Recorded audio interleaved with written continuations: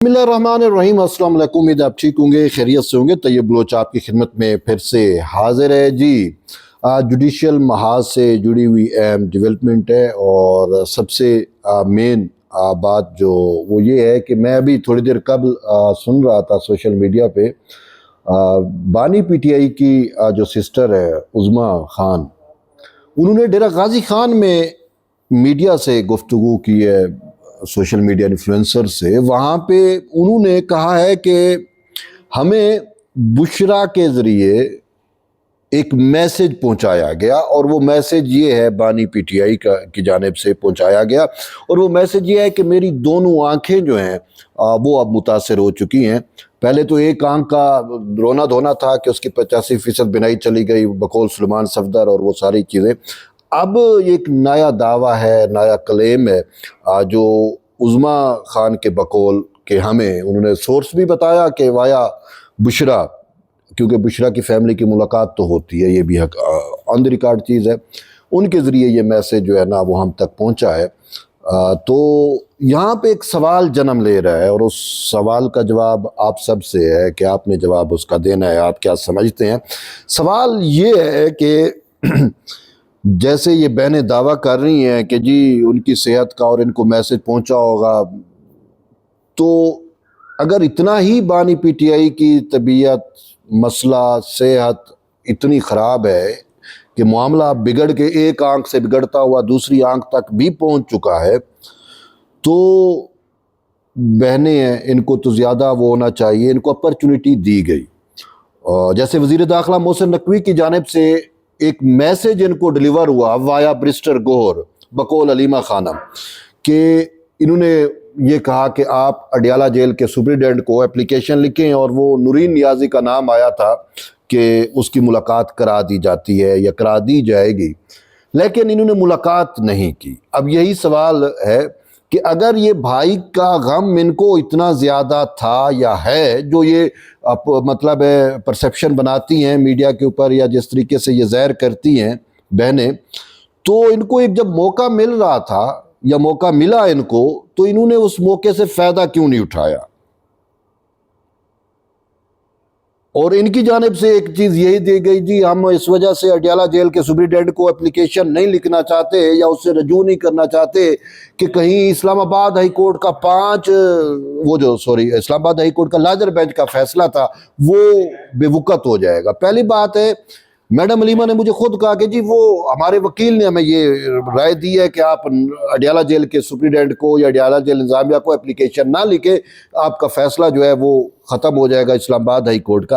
पहली बात है कि इस्लामाबाद हाई कोर्ट के फैसले के ख़िलाफ़ तौहीन अदालत इन्होंने सुप्रीम कोर्ट से तो रजू किया, लेकिन सुप्रीम कोर्ट के जज जस्टिस बकौल जस्टिस मोहम्मद अली मज़हर कि तौहीन अदालत या जो यकीन दहानी आपने ही कराई थी, तो उससे तो आप ही मुनरफ हुए हैं ना।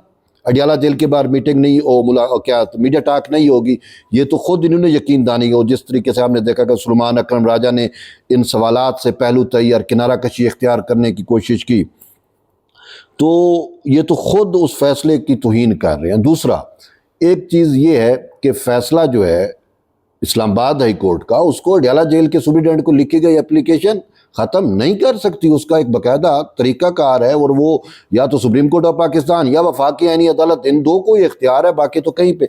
तो इनको वकला ने भी गलत राय दी, मशवरा दिया, चीज़ें दी।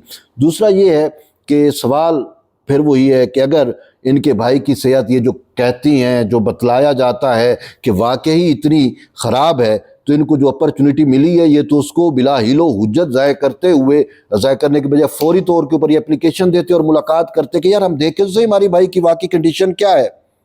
तो इन्होंने वो तो किया नहीं है। तो अब आप इसका बेहतर जवाब दे सकते हैं, समझ सकते हैं कि सिचुएशन क्या है। और दूसरा एक मामला है, और वो मामला ये है कि जी एक राग पीटा जा रहा है कि जी सुप्रीम कोर्ट ऑफ पाकिस्तान ने अपने इख्तियारात जो है वो वफाकी आईनी अदालत में सरेंडर कर दिए हैं, اور وہ معاملہ یہ تھا کہ آیا نیب کی جو اپیلیں ہیں یا نیب کے جو معاملات ہیں وہ سپریم کورٹ آف پاکستان سنے گی یا وفاقی آئینی عدالت سنے گی. یہ اس کے اوپر ایک قانونی نکتہ تھا. حکومت کی جانب سے ایک ترمیم کی گئی تھی اور اس ترمیم میں تھوڑا بہت ابہام بھی تھا کہ مرکزی کیس کی اپیلیں سنے گی یا اوورال معاملہ جو ہے وہ نیب کا سنے گی ہی وفاقی آئینی عدالت. یہ ایک میٹر یہاں پہ سپریم کورٹ آف پاکستان میں تھا.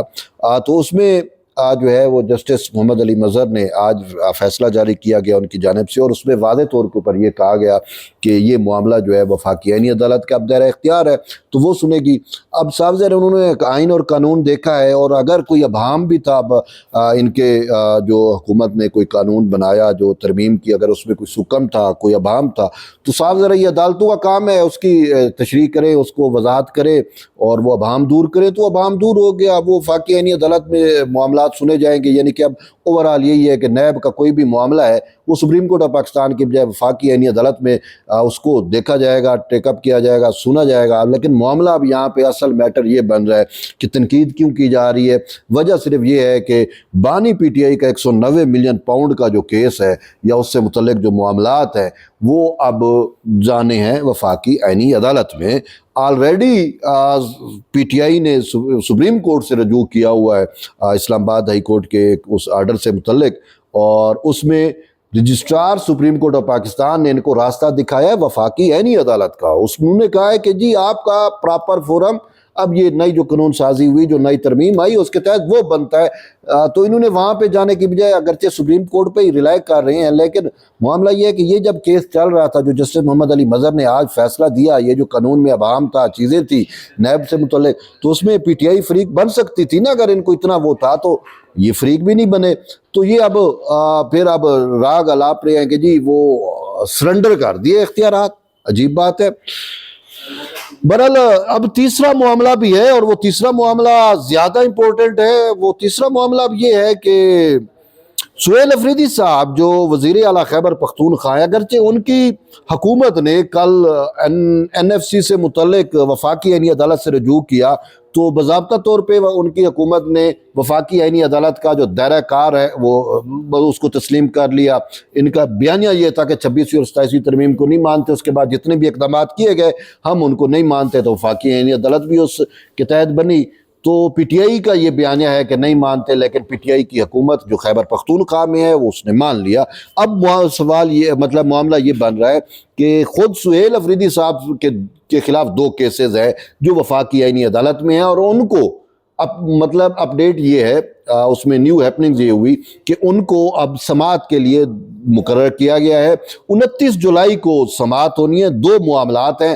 ایک تو معاملہ ہے کہ جو انہوں نے رہائی فورس بنائی, ٹھیک ہے, یہ تھی سپریم کورٹ کے باہر سہیل افریدی صاحب نے رہائی فورس کا اعلان کیا تھا. انہوں نے کہا تھا کہ جی اب بانی پی ٹی آئی کو اڈیالہ جیل سے نکالنے کے لیے, چھڑانے کے لیے, اڈیالہ جیل کے اوپر سیڑھیاں لگانے کے لیے, واٹ ایور جو قیدی نمبر 804 کے لیے جو کچھ بھی, کہ وہ ہم رہائی فورس بنائیں گے, نوجوانوں کو تیار کریں گے, ریکروٹمنٹ ہوگا, یہ ہوگا وہ ہوگا. تو اس کو بنیاد بنا کر کسی نے وفاقی آئینی عدالت سے رجوع کیا کہ کیا ایک صوبائی سی ایم جو ہے وہ اس طریقے کی چیزیں کر سکتا ہے, بنا سکتا ہے, اور اس کے لیے کچھ بھی اگر دیکھیں سی ایم ہے اس نے کچھ بھی کرنا ہے, کچھ بھی بنانا ہے, تو اس کے لیے کابینہ کی بھی منظوری ہوتی ہے. تو اس میں بہت سارے لیگل سوالات ہیں, ان سوالات کو اب وفاقی آئینی عدالت نے دیکھنا ہے. ٹھیک ہے, وہ 29 جولائی کو سماعت کے لیے لگا ہوا ہے. اور اس سے ریلیٹڈ اسی سے سہیل افریدی سے متعلق ایک اور کیس بھی ہے, اور وہ کیس ہے ریڈیو پاکستان پر حملے کا کیس ہے. اور وہ اگر آپ کو یاد ہو کہ ریڈیو پاکستان پشاور سینٹر جو ہے اس پر 9 مئی کو حملہ کیا گیا تھا, اور سہیل افریدی اس میں براہ راست ملوث ہیں. اور اس حوالے سے پنجاب فرانزک کا رپورٹ بھی آ گیا ہے جو انہوں نے ویڈیو کا تجزیہ کیا, اور اس ویڈیو میں انہوں نے کہا کہ یہ سہیل افریدی ہی ہیں. تو وہ حملہ کر رہے تھے اور اشتعال دلا رہے تھے, اور بہت تو وہ ایک معاملہ ہے, اور وہ بھی اب وفاقی آئینی عدالت میں ہے. تو اس کو ریڈیو پاکستان کارپوریشن جو ہے اس کی اپیل ہے, اس کو بھی اب 29 جولائی کو سماعت کے لیے لگایا ہے. تو یوں یہ بڑے امپورٹنٹ چیزیں ہیں. میں نے کہا آپ تک آگاہ کریں آپ ان ساری چیزوں پہ, آپ کا کیا فیڈ بیک ہے, آپ کی کیا رائے ہے, ضرور ہمیں آگاہ کریں. ملتے ہیں ایک نئی ویڈیو میں, تب تک اجازت دیں. اللہ حافظ.